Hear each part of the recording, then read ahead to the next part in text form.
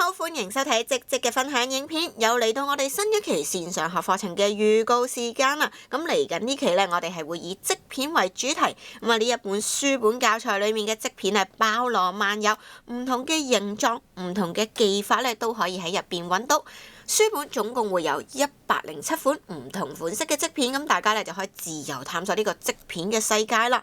咁啊，大家都知道啦，雖然我哋有107片嘖片咁多，但係課程咧就只有為期2個月嘅時間，咁啊學習咧我哋會比較緊湊少少嘅，所以老師精選咗其中8片值得學習嘅嘖片，同大家咧一齊去玩。第一片會係呢一個雪花形狀嘅圓形嘖片。咁啊，當中應用到咧係啲常用嘅針法，包括係啲長針啦。咁特別少少嘅旁邊有啲結粒針。咁作為咧我哋第一片學習嘅內容，就由淺入深咁樣開始。第二片嘅作品，我哋會學習一個正方形嘅嘖片，當中咧都會涉及到換顏色嘅技巧，同埋由圓形變咗做正方形嘅過程。然後我哋會學一片咧形狀係偏向正方形，但係有少少棱角嘅嘖片。呢度涉及嘅技巧咧就會係一個組形針。咁啊，前面幾個款式咧都會相對上簡單啲，令到大家咧可以慢慢掌握勾織嘖片嘅技巧。跟住落嚟咧，我哋會學習一個花形嘅嘖片，大家可以見到呢個花瓣嘅形狀咧係非常明顯嘅，當中我哋會涉及到外勾長針嘅技巧。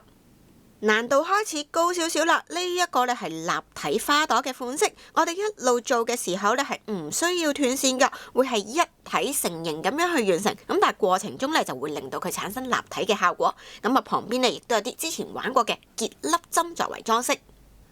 咁另外我哋都仲會學習一個花朵嘅嘖片，係玫瑰花嘅效果。咁佢同剛才一體成型嘅做法唔同，我哋要先完成花朵嘅部分，然後再將佢變成嘖片。咁對好多同學嚟講呢，呢一個係會全新嘅學習嘅。好多時唔同立體紋樣嘅嘖片都會應用到外勾長針嘅技巧，所以我哋都會透過一啲嘅嘖片呢去多啲練習呢個動作，令到大家做出嚟嘅作品呢更加有層次感。咁啊，仲有一款呢，就係每次學習嘖片嘅時候，好多同學咧都會挑選嘅太陽花嘅嘖片啊。咁佢係做咗2層花瓣嘅效果。咁啊，今次呢個書本呢，其實除咗老師精選嘅8個款式之外呢，佢嘅圖解呢都係相當之豐富㗎。咁啊，因為個版權問題啦，老師冇辦法逐版片俾大家睇。咁但係都可以約約見到呢，其實每一個嘅嘖片呢，都可以拼湊咗唔同嘅作品出嚟㗎。